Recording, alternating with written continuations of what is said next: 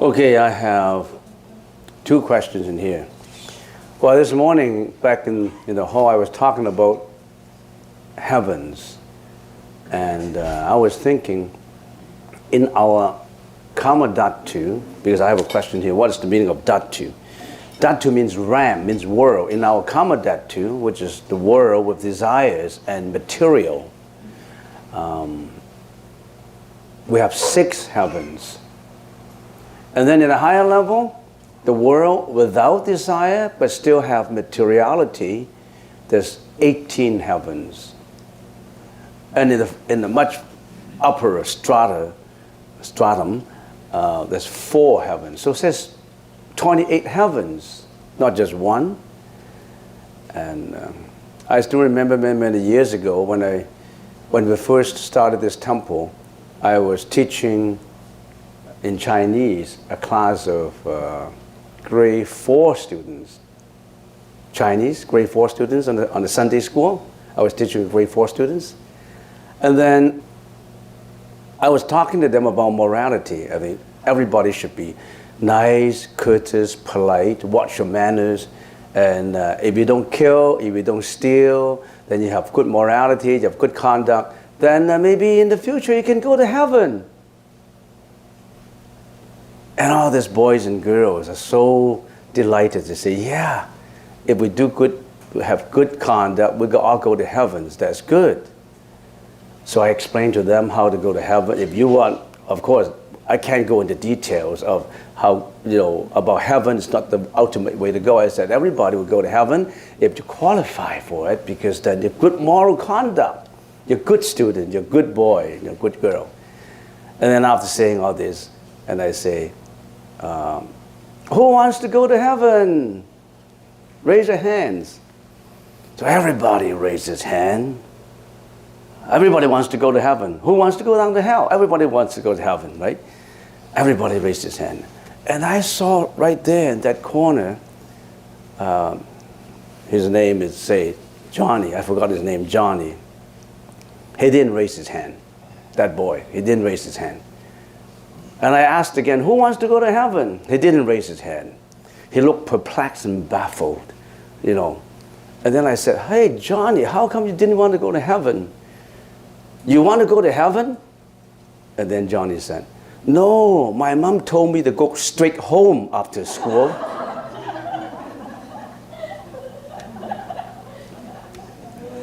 You know what I mean?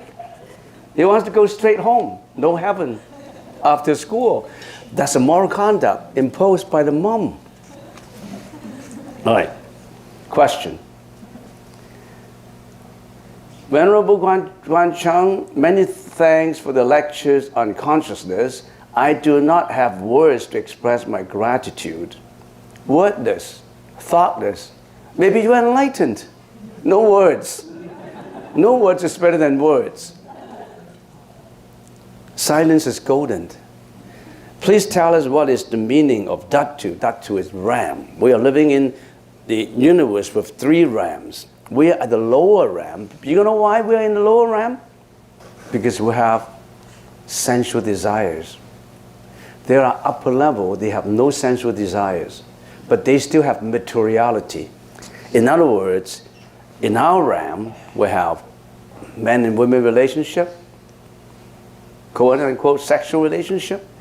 That relationship induces reincarnation, reproduction.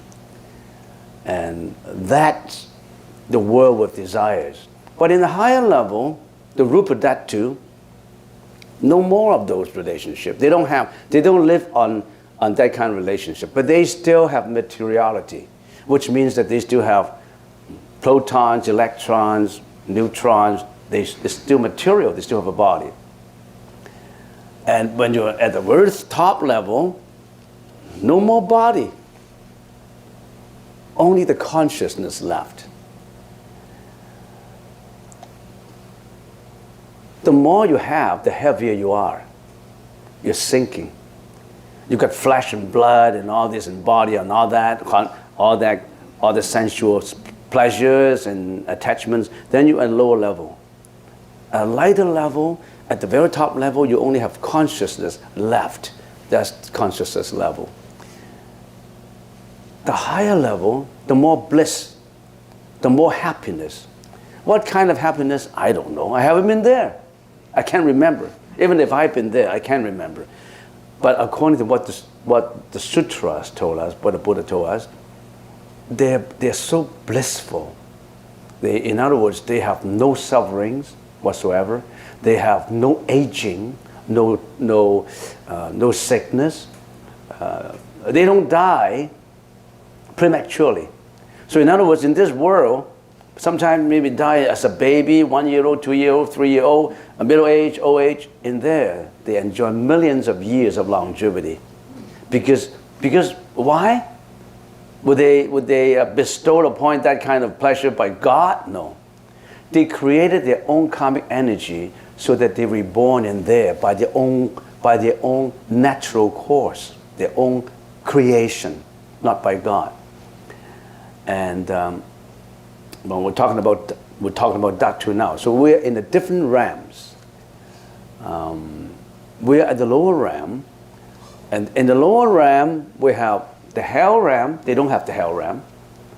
Animals realm. They don't have the animals realm. Ghost realm. They don't have the ghost realms. So they only have the sentient being realms. In this Kamadhatu, we kill animals. We kill each other. Sentient beings kill each other for food, for occupation, during wars, during devastations, you name them. They kill animals for the skin, for the bones. That's why we accumulated a lot of karma. We kill each other. Not just killing animals. Humans kill humans in wars, international wars, domestic wars, genocide. In certain countries, within 3 months, they kill each other, the same race. They're not racist, they're the same race. 600,000 people got killed, their own race. Human genocide. So humans kill each other.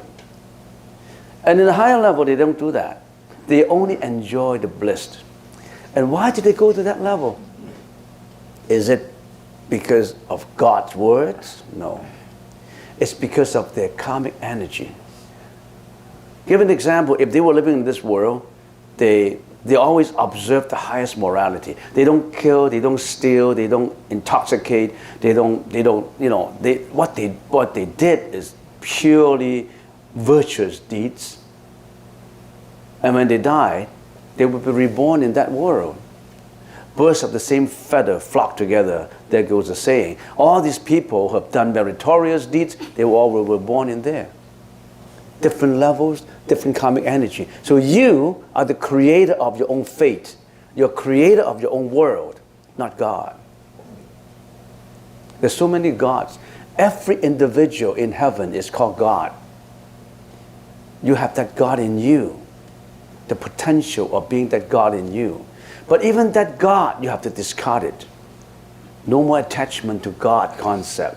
Go beyond attachment. You have to go beyond that, up to the Arhat level, Pratyeka Buddha level, and the Buddha level. And when you are at that higher level, when you're free from reincarnation, rebirth, who are you then? For the sake of giving a meaning, the Buddha said, that's Buddha. Because there's, otherwise, how else can you describe it? Even describing it is wrong. What do you use to describe it? Words. Words is out of the distorted mind, brain. That's from cerebral cortex, frontal lobes, rational brain, which coordinates with your limbic system, your emotional brain, to bring you all these mental afflictions, mental proliferations. You know, our brain is basically in three parts. One is the rational brain, the learning brain, and the other is the limbic system, which is the emotional brain. And then there's also the spinal cord attached to the hippocampus, which connects to the functioning of the brain. Your rational brain always tells you rationally, this is cold, this is warm, this is what you should do, this is based on your background. And then your emotional brain would agitate your amygdala to give you all these emotions of jealousy, hatred, depression, envy, greediness, negligence, all kinds of these emotions. And we're the victim of our own doing. So that too is that kind of a realm, each different realm. Next question. Outside of socially conditioned norms and environments, what aspects make us who we are? So what it is saying is, I already live in a world that is already socially conditioned. I live in Canada, or I live in another country where there's political chaos and unrest. But right now I'm living in a peaceful, democratic, relatively world. So this is socially conditioned for me to live in here. Outside of that, what makes us who we are? Your karma makes us where you are. Karma, K-A-R-M-A. If you don't know the details of karma, try to research into what karma means in Google. There's a lot of information about karma. What is karma? Karma is an accumulation of all the deeds, all the speeches, and all the thoughts accumulated from previous lives that you have done. Every thought counts. Every thought will induce karma. So you got to be very careful with your own thought. The Buddha said, be careful, watch your own thought. Not just watch your speech. Hey, Sonny, watch your speech. Hey, don't blame me, don't curse at me, watch your speech. Actually, speech comes from thought. Actions come from thought. So your thought will breed your actions and speech. Your actions and speech frequently repeated becomes your habit. Your habit, molded into your daily life, becomes your personality, your character. Your character determines how poor you are, how rich you are, how successful you are, determines your destiny. So when you change, you want to change your own destiny? Are you not happy with your own destiny? Are you not happy with your own life right now? Don't look for God. Change your thought to start with. Change your thinking. Your thinking determines everything. That's exactly what many North Americans, positive thinkers, think. Whatever the thought can conceive, the thought can induce you to do. If the thought is conceived in killing a person, if you always germinate that thought, finally you will kill him. Be very, very careful. I hated John. One day I'll get even with him. He blamed me for this and blamed me for that. He said that I don't have any guts to do anything about him. He will see. You continue to breed this kind of hurtful thought. One day, something really bad will come up. You will be a criminal after doing that thing. You're locked in jail. So that originates from a thought. Don't repeat your thought all the time. On the other hand, if all your thoughts are wholesome, thoughts of compassion, thoughts of metta, thoughts of loving kindness, thoughts of cooperation, thoughts of intelligence, thoughts of responsibility, that determine your fate. So Buddhism is for the young people, not just for the old. If all the young knows that thought is very important, they will watch their thought. Why are you coming with meditation? Why are you doing all this cross-leg and all this posture? Did we not say, watch your thought? Right here and now, watch every thought that comes up in you. That's the technique of meditation. Giving you the alert on what you think. Right here and now, not of yesterday, not of the past. Right here and now, where is your thought? Is your thought right? Is your thought wrong? Is that a thought of depression, a thought of envy, a thought of jealousy? How do we solve our mental proliferation problem? When a thought of jealousy comes up, I watched it. I don't get led by it. That thought of jealousy comes. Oh, he dominated me. Oh, I feel bad. Oh, my brain is working with it to give me that bad feeling. No, I got to drop it. I let go of it. The Buddha said, let go of that thought. Then you let go of it. And finally, you train yourself in controlling your thought. Most of us cannot control our own thought. You think you can. You think you are the master yourself. You are the slave of your own thought. Because your thought guides you to do whatever you want, whatever your thought wants you to do. Be a master of your thought. Gear it to the right path, to the path of enlightenment, to the path of compassion. So, it's your karma that make you who you are. Your past karma, whatever you have done in the past, would constitute you as the present. And then some people will say, oh, it's just negativism. There's negative that is pessimistic, and Buddhism is about, oh, I can't change, I'll suffer for my own karma. That's not fair. I don't know my past life, and how come I have to suffer? You are your past life. You owe some people some money yesterday, and he asked you for repayment. He said, that's not fair. I didn't owe you anything today. I only owe you yesterday. Can you say that? You incur your own liability. You write your own lease saying that you owe that much money. You wrote the promissory note yourself 6 years ago, and they say, that only belongs to 6 years ago when I wrote it. I don't recognize it today. Can you do that? The judge will say, you're crazy. Judge, I signed that promissory note 6 years ago. That's a history. We don't go back to history. We're looking forward, Judge. The judge will say, yeah, get you in jail.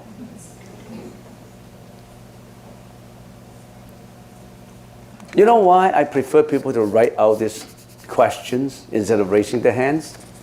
I gave a big lecture, many lectures of 1,000 people in Hong Kong, of course in Chinese. And then I didn't have the habit of having people to write out these slips of paper. I just say, raise your hands and you can ask the question. I got into a problem. Because there are a few guys, you know what? They like to talk. They raise their hand and then they say, okay, this is what I think, this is what I think. They talk for 15 minutes. And then I said, what's your question? And then okay, my question is this. And then I don't even understand the question. And then I tried to answer it. I didn't give a good answer, of course, because I didn't understand what he was talking about. He just liked to talk and relate his experiences and talk about various things. And then he said, okay, then my question is, I forgot what he's talking about for 15 minutes. And then another person get up again and say, okay, my question is like this. I met someone and he talked for another 10 minutes. And then he asked, why is it like that? I don't know how to answer. And also, when I gave an answer to him, he was dissatisfied and kept on arguing. Oh, make the atmosphere terribly bad. So next time, he's going to write down his question on a piece of paper. Because if he write it down, he would do some rationalization in his mind as to what to write. He won't write 10 pages of his experiences, and then finally, my question is, he won't do that. He would just simplify it into one question. So that's the technique of answering Q&A. That's answering Q&A. However, I answer every question of Q&A. I never skip any questions. And all my answers are impromptu. I never seen these questions before. And And sometimes when I give an answers, I tend to wander very, very far away. I would be talking about the moon, the stars, and Hong Kong and all that. You know why? Because I was told when I was doing presentation by the professor that if you're in Q&A and if you can't answer any questions, use the technique of association. In other words, when you talk about the river, I can refer to the star. When you talk about rain, I can say the rain is because of this evaporation from the sea, and then it gets up to the sky, and because of this atmospheric changes, I can talk for hours just on rain because of association. So sometimes I got off track. All right, any more questions? Will I get off track by the question? Okay, yeah. I can't hear you. How can you be sure of your thoughts or actions being correct? How can I be sure of my action being correct? Yeah, thoughts or actions being like moral. When yeah. laws are always changing. Oh, you mean, yeah, different countries have different moral standards, different moral codes. Yeah, you cannot be sure because every country is different.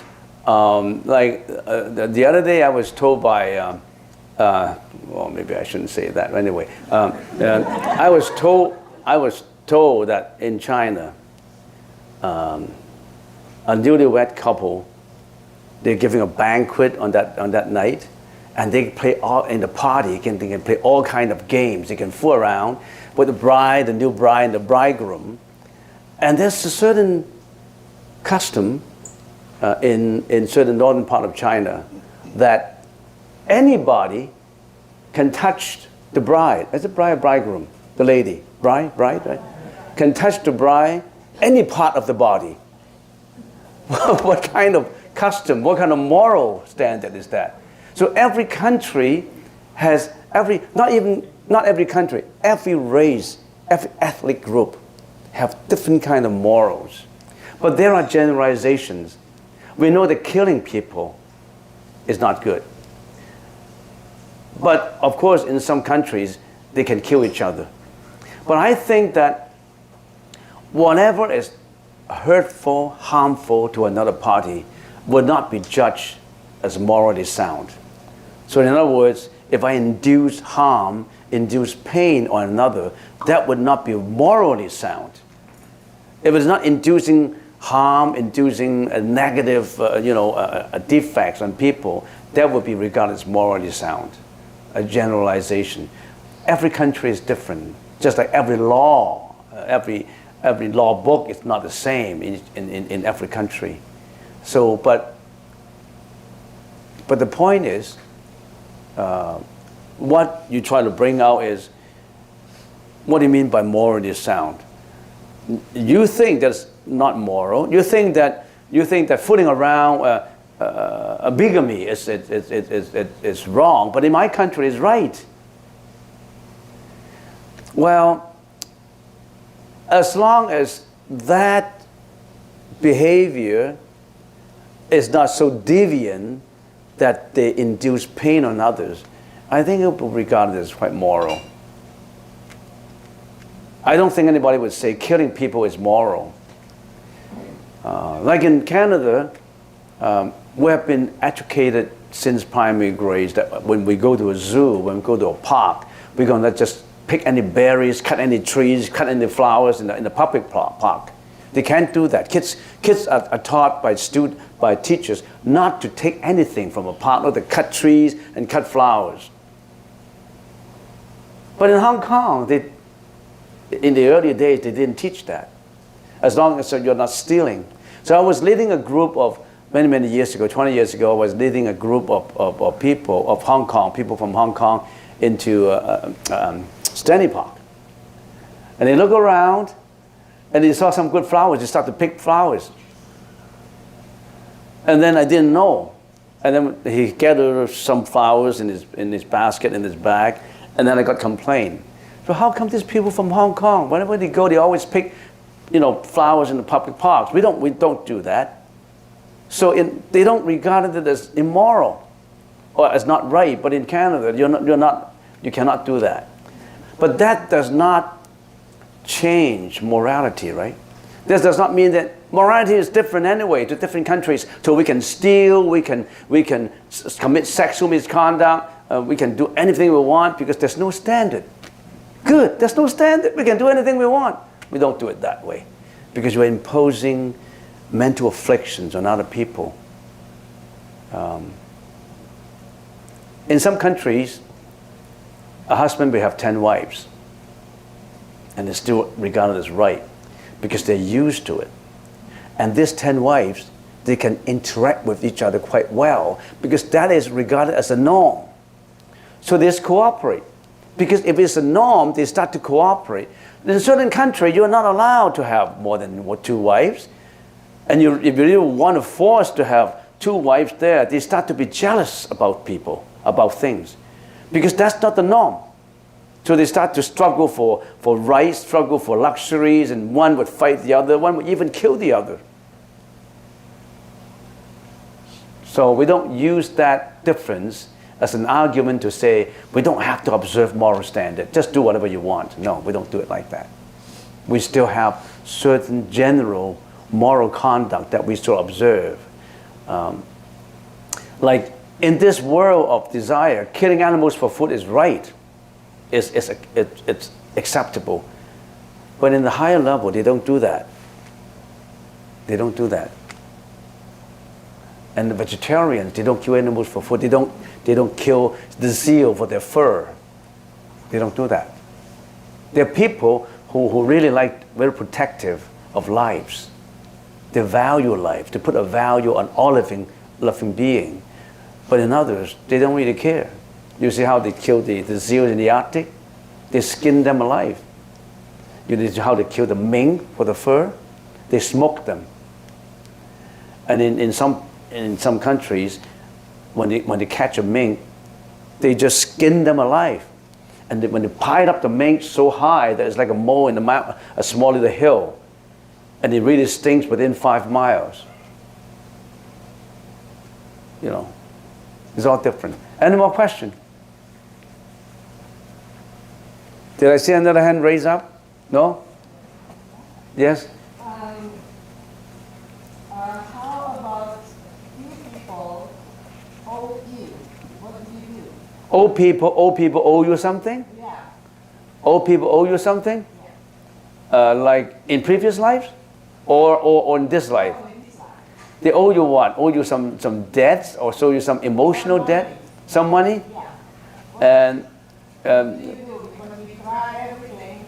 We try by calling them. They didn't answer. yeah. What do you do? Well, according to the natural law of causality, these old people will have to repay you in your next life. But they don't really care. Just forgive. Write it off. We call it write it off. Yeah, write it off as a forgivable loan. You know forgivable loan in accounting? It's forgivable loan. Forgive it. Yeah. I owe them people. Huh? But you don't say that you're going to repay me in your next life. Call up and leave a note. Leave a WhatsApp saying, if you don't pay me this life, Reverend Guan Chung said you're going to pay me in the next life. And then he said, who is this Reverend Guan Chung? No, just forget it. Forgive it.